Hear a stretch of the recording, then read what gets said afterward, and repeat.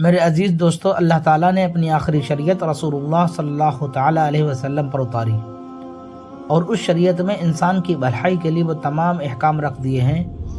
جس سے نسل انسانی کی روحانی، جسمانی، اخلاقی اور ذہنی ترقی اپنے عروج پر پہنچ سکتی ہے۔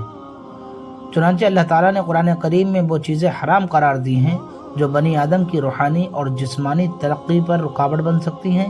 یا وہ چیزیں جو انسان کے اخلاق پر برا اثر پیدا کر سکتی ہیں، کیونکہ اس دنیا میں انسان ایک ایسی مخلوق ہے جو ہر طرح کی چیز کھا جاتی ہے۔ اب چاہے وہ جانور ہو یا پرندہ، کیڑے ہو یا مکوڑے، ہر چیز کھا جاتا ہے۔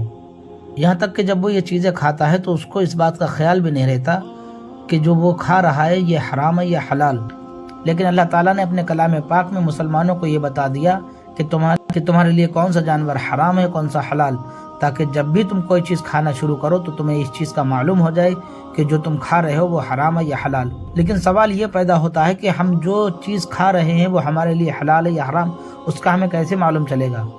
اور یہ بھی کیسے پتہ چلے گا کہ اللہ تعالیٰ نے ہمارے لیے کون سا جانور حرام کیا ہے اور کون سے جانور کو ہمیں کھانے کی اجازت دی ہے؟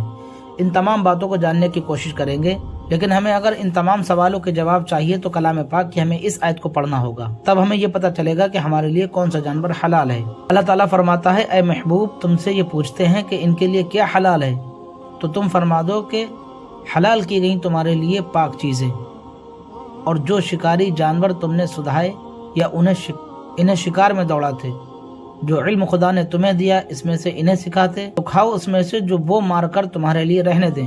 اور اس پر اللہ کا نام لو اور اللہ سے ڈرتے رہو، بے شک اللہ کو حساب کرتے دیر نہیں لگتی۔ یعنی ہمارے لیے وہ تمام جانور حلال ہیں جن کا حرام ہونا نہ تو قرآن سے ثابت ہے اور نہ حدیث سے۔ اور ایک قول یہ بھی ہے کہ خبیث و ناپاک وہ چیز ہے جس سے دل نفرت کرتا ہو۔ اور فرماتا ہے، تمہارے لیے حلال ہوئے بے زبان مویشی مگر وہ جو آگے سنائے گا تم کو، لیکن شکار حلال نہ سمجھو جب تک تم احرام میں ہو، بے شک اللہ حکم فرماتا ہے جو چاہے۔ اس آیت میں فرمایا گیا ہے کہ ہمارے لیے کچھ جانوروں کو حلال فرما دیا گیا، لیکن ہر طرح کے جانور نہیں، بلکہ ایسے بھی جانور ہیں جن کا کھانا تم پر حرام ہے، یعنی شریعت نے جن کو حرام کیا ہو۔ ان کے علاوہ تمام چوپائے ہمارے لیے حلال ہیں، جیسے بھینس، بکری، بکرا، دمبا، اونٹ، ہرن وغیرہ۔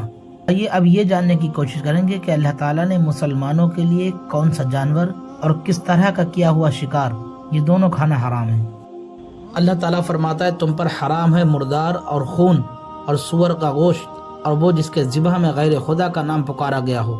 اور وہ جو گلا گھٹنے سے مرے اور بے دھار کی چیز سے مارا ہو، اور جو گر کر مرا ہو، اور جسے کسی جانور نے سینگ مارا، اور جسے کوئی درندہ کھا گیا مگر جنہیں تم ذبح کر لو، اور جو کسی باطل معبود کے مخصوص نشانات پر ذبح کیا گیا، اور پاسے ڈال کر باٹا کرنا یہ گناہ کا کام ہے۔ یعنی اللہ تعالیٰ فرماتا ہے، تمہارے لیے ایسے جانور جو مرے ہیں یا گر کر مر گئے، یا کسی غیر خدا کے نام سے انہیں ذبح کیا گیا، یا ایسا جانور جسے کسی دوسرے جانور نے سینگ مارا وہ مر گیا، ایسا جانور جسے کسی درندے نے اسے پھاڑا چیرا ہو اور وہ مر جائے، اس کے بعد میں اس کو ذبح کیا جائے، یا اس کے ذبح کرنے میں ایسی چیز کا استعمال کرنا جس میں دھار نہ ہو، یا جانور کا گلا گھوٹ کر مار دیا اس کے بعد میں اس کو ذبح کر لیا، یا پاسے ڈال کر باٹا کرنا۔ یعنی کچھ لوگ اس طریقے سے جانور کو کرتے ہیں کہ کبھی رسی ڈال لے، کبھی بانس ڈال لے، تو اس طریقے سے اسے گرا لیتے ہیں، اس کے بعد میں اس کو تکلیف دے کر مار دیتے ہیں، پھر اس کے بعد میں اس کو ذبح کر کے آپس میں بانٹ لیتے ہیں۔ یعنی یہ سب گناہ کے کام ہیں۔ تو اللہ تعالیٰ فرماتا ہے یہ سارے کے سارے جانور مسلمانوں کے لیے کھانا حرام ہے۔